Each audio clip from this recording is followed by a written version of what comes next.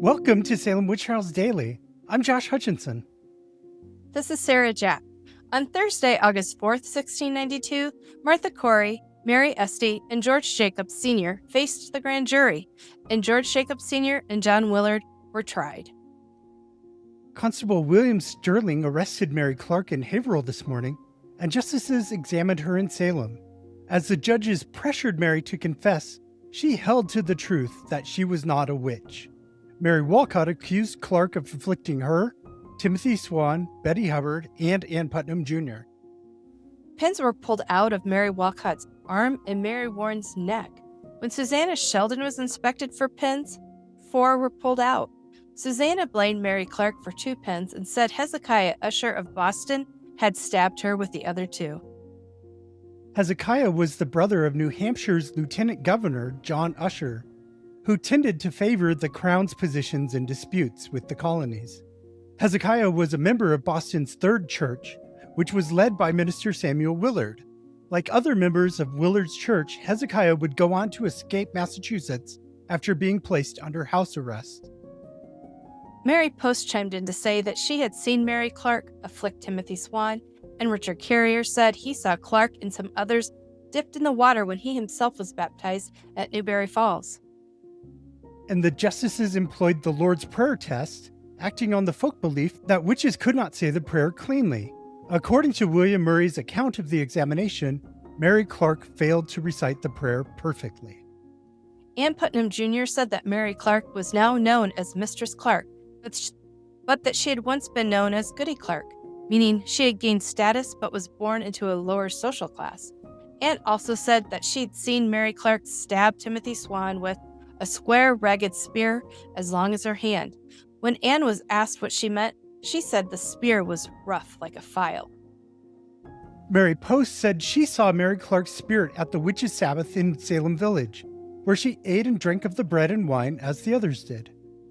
Mary Daniel was deposed against Margaret Scott and Goodwife Jackson. On July 25th, Mary became ill and lay down to rest.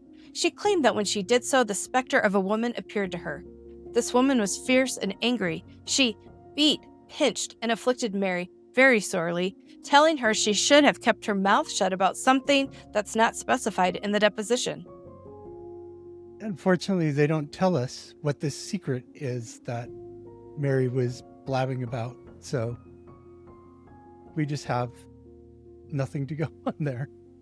Anyways, the next night, Mary was ill again and felt a great pricking in the soles of her feet. After a while, she saw the shape of Margaret Scott, who pulled her chair backward to the ground and tormented and pinched her very much. Many fits followed for Mary between then and today, August 4th. During one fit, Mary saw Margaret Scott and Goodwife Jackson, whose true identity is unknown today. On Sunday, July 31st, Mary Daniel saw the shapes of 4 or 5 women, including Margaret Scott. She did not know the others, and they did not hurt her. Martha Cory was indicted on 2 counts for supposedly afflicting Elizabeth Hubbard and Mercy Lewis at her examination on March 21st, 1692. And George Jacobs Sr. was also indicted on 2 counts for supposedly afflicting Mary Walcott and Mercy Lewis during his May 11th, 1692 examination. Deputy Sheriff George Herrick, William Doughton, Sarah Bibber, Sarah Churchill, Elizabeth Hubbard, Mary Walcott, Mary Warren, John DeRich, and Joseph Flint testified against George Jacobs Sr. Deputy Sheriff George Herrick and Salem jailkeeper William Doughton testified that they and Constable Joseph Neal had searched George Jacobs Sr. for witches' teats in May. Under Jacobs' right shoulder, the men found a teat about 1/4 inch long or more with a sharp point drooping downwards. Herrick took a pin from Doughton and ran it through the supposed teat, but no blood, water, or corruption came out, and George Jacobs Sr. did not feel the prick. According to England's leading experts on witchcraft, an insensitive mark or growth on the body was a definite teat, put there by the devil for no purpose but to feed a familiar spirit, usually in the shape of an animal. Pricky marks on the skin was a common technique for verifying witches, primarily in Scotland. According to the return of the jury of men who searched George Jacobs Sr. and George Burroughs, they found nothing unnatural on George Burroughs, However, on George Jacob Sr., they found 3 teats, and they ran a pin through 2 of them. One was located on his mouth on the inside of his right cheek, another was on his right shoulder blade, and the third was on his right hip. Court Clerk Stephen Sewell issued a summons for witnesses against George Jacob Sr. The order required Joseph Flint, John Waters Sr., John DeRich, Corporal John Foster, Captain John Putnam Sr., and Rebecca Putnam to appear at the Court of Oyer and Terminer in Salem. Mary Warren said George Jacob Sr. or his apparition had afflicted her and beaten her with the staff. He also afflicted Mary Walcott and Ann Putnam Jr. Elizabeth Hubbard said that she had been afflicted by George and had witnessed him attack Mary Walcott, Ann Putnam Jr., and Abigail Williams. The testimony of Mary Walcott was much the same as these previous 2. George had supposedly beaten her with his staff and afflicted Mary Warren, Ann Putnam Jr., and Elizabeth Hubbard. George's servant, Sarah Churchill, testified that George had choked her, and goodwife Sarah Bibber said she saw George at the gallows when Bridget Bishop was hanged, and the black man helped him up. And 16-year-old John DeRich, a nephew of Elizabeth Proctor, testified that the ghosts of Anne and John Small appeared to him and said they would tear him to pieces, all the pieces, if he did not tell Justice John Hathorne that George Jacob Sr. killed them. John also saw Mary Warren's mother, who appeared with a white man and accused Goodwife Parker and Bridget Bishop of killing her. The specter of Giles Corey and the specters of John's kin, John Proctor, Elizabeth Proctor, Sarah Proctor, Joseph Proctor, and John Proctor Jr., allegedly afflicted John and continued to do so. They urged him to sign their book, but he refused. Philip and Mary English, Sarah Pease, Deliverance Hobbs, and Abigail Hobbs also afflict John, as does a woman known only as Mary, who lived in the upper end of Boston, wears black clothes, and has one eye. And John DeRich testified a second time. This time he said that in May, George Jacob Sr. came to him and told him to go to his wife for money. George also didn't want John to eat his cherries. Ever since this visit, George had afflicted John in numerous ways, including pinching, scratching, biting, and nearly drowning. As usual, George supposedly offered John the Devil's Book, but John refused to sign it. John also said that George Jacob Sr. knocked him down with his staff on August 3rd and told him he had been a wizard for 40 years. Joseph Flint testified that he was at Thomas Beadle's tavern on May 11th when the magistrates examined George Jacob Sr. And when he told George that his granddaughter, Margaret Jacobs, had confessed, George said that she had been charged not to confess. If she were innocent and yet confessed, she would be accessory to her own death. John Willard faced 7 counts. Of the 5 surviving documents, he was indicted on 4 accounts for supposedly afflicting Mercy Lewis, Ann Putnam Jr., Abigail Williams, and Elizabeth Hubbard. Elizabeth Booth testified that since late June, John Willard's apparition had afflicted her several times and had also afflicted her brother George almost to death. Susanna Sheldon added that she too had seen John Willard's apparition torment George Booth. Elizabeth Bailey said that she ran into John Willard once while he was tending his oxen. He told her that the devil had been near him on his way home, going either ahead of or behind him, all the way from Francis Eliot's house to his own. Thomas Bailey testified about hearing a hideous noise of strange creatures, which John Willard had attributed to locusts. Thomas heard this noise 2 days in a row. On the second occasion, his mare got spooked and ran. Philip Knight and Thomas Nichols testified that in April, there was a conversation at Philip's home about the people who had been arrested on suspicion of witchcraft. According to Philip and Thomas, John Willard was there and said all those people should hang. They were witches. In a joint deposition, Lydia Nichols and Margaret Knight said that John Willard's wife, Margaret, had described how John had beaten her so badly that she thought she would never recover.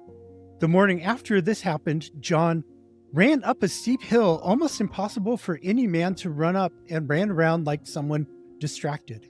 Margaret Willard then got on her mare and rode off. When she came to the house of either Henry or Benjamin Willard, the witnesses weren't quite sure which. She told him or them what John had done to her, and one or both Willards went to look after John.